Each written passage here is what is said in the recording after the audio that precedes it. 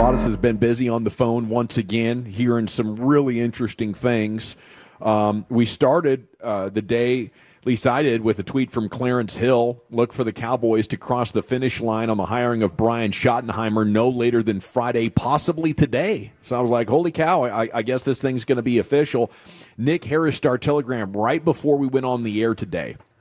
And this was after he himself tweeted this morning, that Schotty had appeared to be getting the job, and said his sources that said they would be surprised were then surprised that this appeared to be happening. I was like, oh, wow, I guess if Nick's kind of saying this now, then I guess this has got to be done, because he was like one of the only holdouts in the Cowboys reporter group. But the tweet came at 1:59. Far from the end, I fear, was the quote. A source just told me regarding the Cowboys head coaching search. This source is the one I have left that has remained consistent. Schottenheimer's going to stay OC. The noise hasn't affected their thinking. Catch me at the end of this, fellas. Well, over the last hour, Nick Harris wrote an article about the possibility of Pete Carroll, and conversations have been going on. You can jump onto the Star-Telegram's website and read more about that, but there's been an informal, and his source said it's at least big enough to report, so reporting it he is.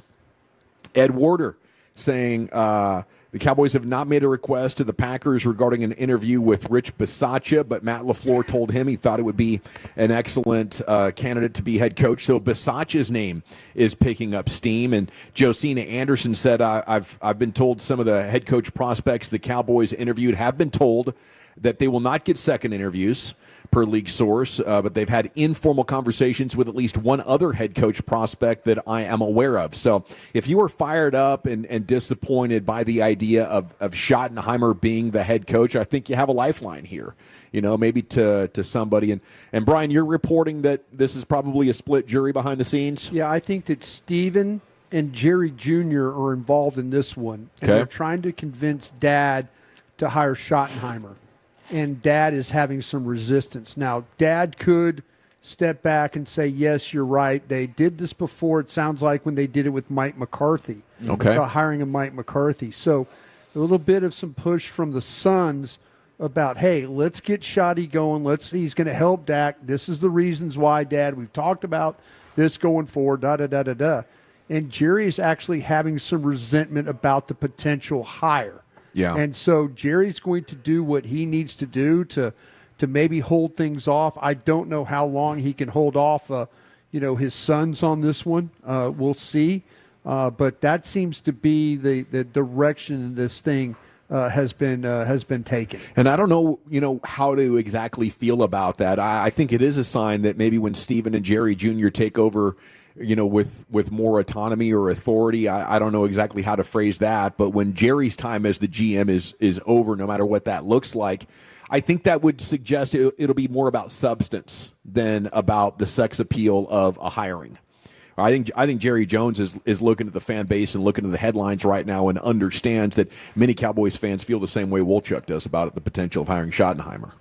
Nothing to it. Yeah, absolutely. I would like Pete Carroll and Schottenheimer together, because I think they, would get through to the organization. We can't treat Dak Prescott like he's Patrick Mahomes. And even with Patrick Mahomes, he only threw for 178 yards in the divisional round, right? It's the running game. And whether that's Rico Dowdle or whoever we come across, we need to put a great offensive line together if we want to get the most out of Dak Prescott, not another wide receiver and hoping he can get the job done with mediocre offensive line play. So that's where we are at. The Franklin Frankel injury attorney text line is open. Speaking of running backs, guys, as we get through the C note here, some of the most interesting headlines relevant for your Cowboys every day at 3:20.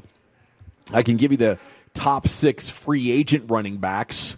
You guys tell me if you would have a level of interest in these guys coming on over to the Cowboys. This is NFL.com with the journalism. And, there's 6 pretty big names in here. Rico Dowdle is on it, and he is, projected to hit for about $4.5 million next year. If they get through this draft and bring back Rico Dowdle, did he impress you enough in the second half of the season to think that's a viable plan? Yes. I do think Rico is somebody that he proved he's more than capable of handling the workload and being productive. I still think you need to draft another back because Rico's not a home run threat. I'd like to add somebody with some speed that can go ahead and spell him from time to time. And look, last year was finally the first year Rico stayed healthy. I mean, that was a fair concern from the organization. He hadn't proven to do that. So you got to still, I think, worry about that and have a contingency plan lined up. So bringing back Rico, would love it, but it still wouldn't say, okay, I don't have to draft a back. I think there's 3 running backs in this draft that doesn't need an extra guy to help him. Genty, Johnson from Iowa, Hampton from North Carolina. I would think that Henderson from Ohio State, Sampson from Tennessee, Harvey from Central Florida, Junkins from Ohio State, Neal from Kansas. I think those guys would need probably a complimentary back to help them with the carries. Yeah. So I think there's 3 backs that you could draft, and they could be workhorse backs, and that's all you need. But the other guys in this thing, bringing Rico Dowdle would make a lot of sense for those other backs that I mentioned. I wouldn't mind Dowdle. I think, if you said let's put it off another year and we'll come back in 2026 and draft a bell cow and hopefully our roster is better equipped to make a playoff run, I wouldn't hate it, but I would love to see what this, how differently this offense could look, how different winning could be if every now and then you get the ball off a kickoff and your guy goes for 75 yards. I think it's not only the red zone threat to score a touchdown, but what Saquon Barkley did last week, scoring those 2 monster touchdowns, gives you an element that there's no way Rico can do. And there's been very, very few that can do what Saquon Barkley does. But trying to get as close to that as possible to take pressure off the passing game would be awesome. If you get through the first 3 rounds and every time your name came up, there was an edge player or a corner or an offensive lineman that you had to take, then I would understand it. But man, like the opportunity to get a running back that can score unexpectedly, I think is exactly what this team needs. Now, Kareem Hunt's on the list. I don't think anybody's going to have interest in him. He spelled Pacheco this year. He got 3.6 an attempt. So he's only projected to be at $1.2 million. And I think he was out of the NFL for, almost a calendar year. J.K. Dobbins with the Chargers. He hit for 4.6 an attempt this year.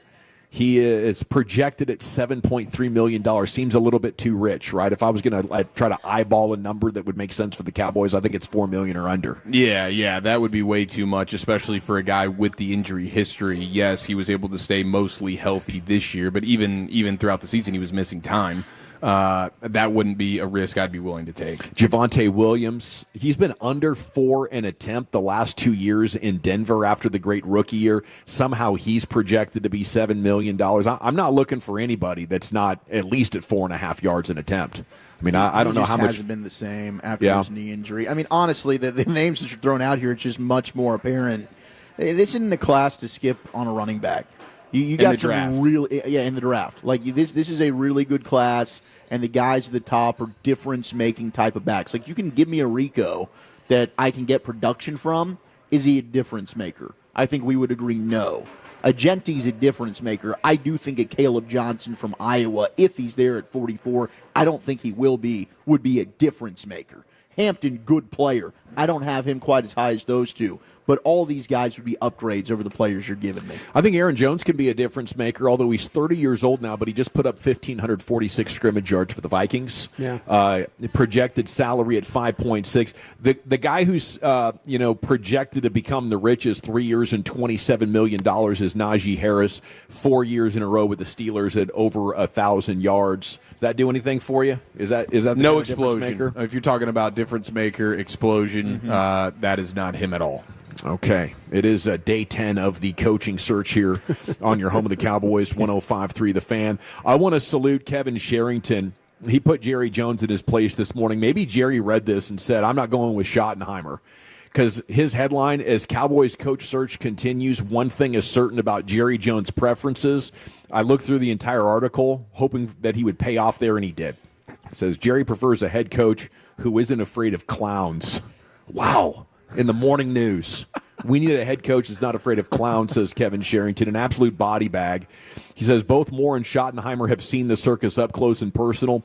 Some of the coaches mentioned in the search might object, and Jerry can't take that chance. I wonder what that would say about Pete Carroll and Rich Bisaccia. I think Carroll is so like super positive enthusiasm guy. He'd be like, yeah, Jerry's just doing his thing, and that might be the perfect dude for it. A guy who's just going to like almost ignore it and go about his business, firing up the troops best he can. Well, it's another guy that doesn't have really any other realistic options. Like that's what you have to go for. Bisaccia, nobody's interviewing him to be their head coach. Nobody's interviewing Schotty to be anything. Nobody's really even. I think the Bears may have brought in Pete Carroll for an interview, but it doesn't seem like. He's obviously not getting that job. I don't know. Maybe the Raiders end up pivoting that way, but it's like it's guys without options that are like, I don't have any other choice. If I want to coach, this is where I have to do it. All right, we'll come back in the 4 o'clock hour and revisit that. We're looking for breaking news. I mean, if you're on the fan cam right now, if you're watching us on YouTube, Dallas fan cam, you can see Brian just constantly working his phone. Sorry. There he is. No, you're doing your job, man. That's great. Yep, it's great, man. Yep. You're giving us some really valuable insights and the absolute latest. He might be scrolling the OnlyFans over there. my subscription's about to run out. I need to fix it. You got to capitalize. Yeah. I need to get my bank card out right now.